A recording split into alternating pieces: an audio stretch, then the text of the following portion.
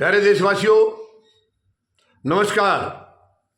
मैं आज सीधा सवाल प्रधानमंत्री महोदय से करना चाहूंगा। सीधा सवाल प्रधानमंत्री महोदय से यह करना चाहूंगा, आपने हमारे नागरिकों को इस हालत में एक्सेप्ट क्यों किया? प्रधानमंत्री महोदय, ये अचानक से नहीं भेजा गया है। राष्ट्रपति डोनाल्ड ट्रंप अपने पहले प्रचार करते थे, जब उस भाषण में भी कहा करते, और शपथ लेने के बाद तुरंत उन्होंने घोषणा की है, पहला सिग्नेचर था कि भेजा जाएगा, और उसमें भारत के ही सबसे ज्यादा हैं, और भारत के साथ ही कुछ ज्यादा खुंदक निकाल रहे हैं वो।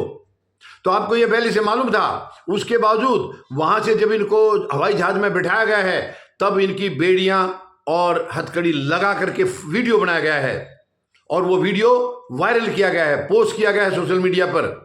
प्रधानमंत्री महोदय, आप क्यों नहीं जागे? क्यों आपने इस हालत में हमारे नागरिकों को एक्सेप्ट किया? आपको मालूम है, दो देशों ने बिल्कुल साफ मना कर दिया। कोलंबिया ने मना कर दिया, ब्राजील ने मना कर दिया। कोलंबिया ने जहाज भी भेजा था नागरिकों का ऐसे ही, लेकिन उन्होंने उतरने दिए, जहाज को नहीं उतरने दिया।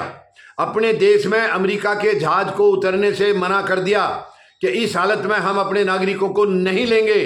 उनका जहाज नहीं उतरने दिया, जहाज वापस भेज दिया। उसके बाद कोलंबिया ने अपना जहाज भेज के अपने नागरिकों को वो लेके आए हैं। लेकिन ब्राजील ने तो अपना जहाज भी नहीं भेजा है। उनका जहाज उतरने से भी मना कर दिया कि हम हथकड़ी और बेड़ियों में अपने नागरिकों को एक्सेप्ट नहीं करेंगे, इन्हें मानवता के तरीके से लाया जाए।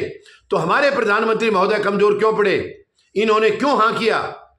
सारे वीडियो दिखाए गए थे, किस तरीके से इनको भेजा जा रहा था। क्या ये प्रधानमंत्री महोदय को ये नजारा देख के शर्म नहीं आई? क्या उनको दर्द नहीं हुआ? क्या उनको दुख नहीं हुआ कि हमारे नागरिक? आप तो विश्वगुरु बनना चाह रहे हैं प्रधानमंत्री महोदय। क्या विश्वगुरु का ये तरीका है? एक विश्वगुरु के सामने ये ऐसी हरकत, विश्वगुरु कैसे बनेंगे आप? अमेरिका आपके नागरिकों को हथकड़ी लगा करके बेड़ियों में जकड़ करके भेज रहा है, और आपके मुंह से एक शब्द नहीं निकला। 56 इंच का सीना कब काम आएगा आपका? कभी तो दिखाओ प्रधानमंत्री महोदय, क्या वो कागजों में है या जमीन पर भी है?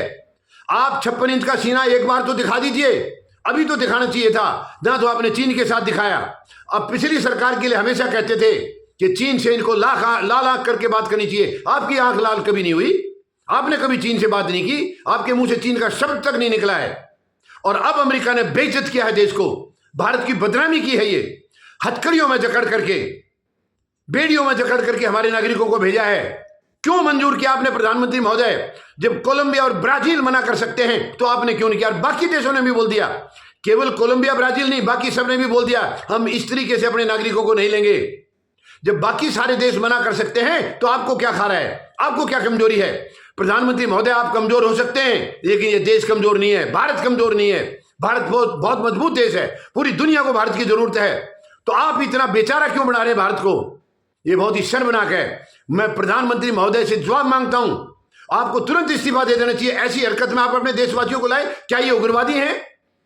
क्या ये आतंकवादी हैं? इनके खिलाफ कोई क्रिमिनल रिकॉर्ड नहीं है, अवैध तरीके से गए हैं, बिल्कुल ये बात सच है, अवैध तरीके से गए हैं, लेकिन कोई क्राइम करके नहीं गई है। कोई इन्होंने अमेरिका में जाकर कोई क्राइम नहीं किया है, कोई अदालत में कोई ऐसी कार्रवाई इनके खिलाफ कोई नहीं है वहां, केवल इनका जाना अवैध है, बस इतना सा बात है, इतनी कसूर है। उसके लिए बेड़ियां क्यों? उसके लिए हथकड़ियां क्यों? अमानवीय बर्ताव किया गया उनके साथ। प्रधानमंत्री महोदय, ये शर्मनाक है। पता नहीं आपको शर्म आई है कि नहीं आई, लेकिन देश को आ रही है, भारत को शर्म आ रही है। ऐसी हरकत देख करके दूसरे देशों ने मना किया तो आपने उनका जहाज क्यों उतरने नहीं दिया? आपने पहले फोन कर देना चाहिए था उनको, क्योंकि यह नजारा पहले से पता लग चुका था। और आप उस टाइम संगम में डुबकी लगा रहे थे। क्या उस टाइम भी आपको याद नहीं आया कि जब आप डुबकी लगा रहे हैं उस वक्त यहां जहाज अमृतसर में उतर रहा है, और हमारी धरती पर आने तक उनकी बेड़ियां और हथकड़ी नहीं खोली गई हैं, वहीं के वहीं एज इट इज आए हैं। तो मैं प्रधानमंत्री महोदय, मैं आपकी इस मानसिकता से बहुत दुखी हूं, परेशान हूं। और आप बताइए क्यों ऐसा एक्सेप्ट किया आपने? अगर अमेरिका, देखिए कोई ऐसा नहीं है कि अमेरिका हमें मुफ्त में कुछ दे रहा है।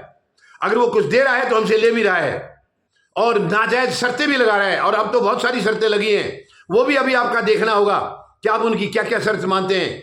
भारत को कमजोर मत करिए प्रधानमंत्री महोदय, भारत कमजोर नहीं है, बहुत मजबूत देश है भारत, बहुत मजबूत देश है, लेकिन आप इसको कमजोर करके पेश कर रहे हैं। मेहरबानी करके मत कीजिए आप।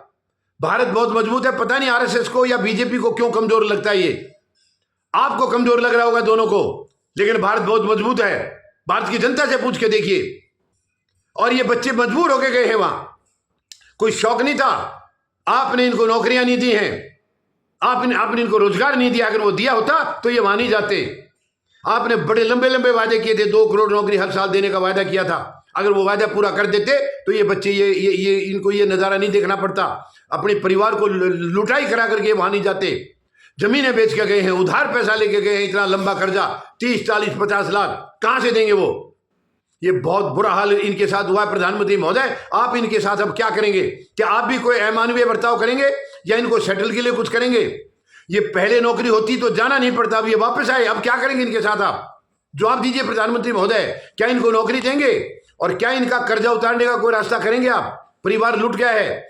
ये नागरिक एक था, लेकिन इसके पीछे परिवार बहुत लंबा है, कई कई सदस्य है परिवार के। वो क्या खाएंगे? उनकी जमीन भी गई, कर्जा भी चढ़ गया सिर पर, उतारेंगे कैसे? इनको तो ये था कि भाई वहां जाके अच्छी कमाई हो जाएगी और उससे हम कर्जा भी उतार देंगे और जो जमीन है अपनी वो भी छुड़वा लेंगे। लेकिन अब वो सब चौपट हो गया है। जवाब दीजिए प्रधानमंत्री महोदय, ये देश जवाब चाहता है आपसे। जवाब दीजिए कि आगे इनके साथ आप क्या करेंगे और जो भारतीय आने वाले हैं, क्या उनको भी आप बेड़ियों में लाएंगे? क्या उनको भी हथकड़ियों में जकड़ के लाएंगे? ये देश आपसे जवाब मांग रहा है। उम्मीद है आप ईमानदारी से जवाब देंगे, अपने विदेश मंत्री की तरह बहकाएंगे नहीं देश को। उन्होंने गलत बयान दिया है संसद में। मैं आपसे उम्मीद लगाता हूं कि आप सही बयान देंगे और सच्चाई बताएंगे कि आगे क्या होने वाला है। धन्यवाद। जय जवान, जय किसान, जय हिंद।